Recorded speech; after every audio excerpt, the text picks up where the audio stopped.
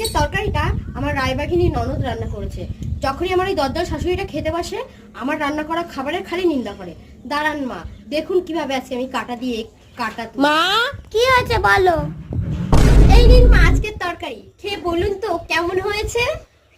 তরকারি এমন ভাব করছো যেন বিশ্ব ব্রহ্মাণ্ড জয় করে এসেছো। দাও খেয়ে দেখি। রান্নাটা তো ভালোই হয়েছে। যদি বৌমাকে বলে তাহলে বৌমা আমার মাথায় উঠে না। কি রান্না করেছে? নুন হয়নি কিছু না। না ধরো। ও তরকারি আজকে ভালো হয়নি মা? কি বললে মা? আমার রান্না খারাপ হয়েছে?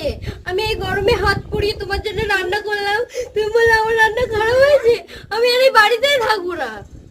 না রে মা, যাস না। আমি বৌমাকে সাহায্য করতে গিয়ে নিজের পাতে নিজেই পড়ে গেছি। দেখলেন মা, আমি আপনার পেছানো কাটাতে আমি আপনাকেই ফেলে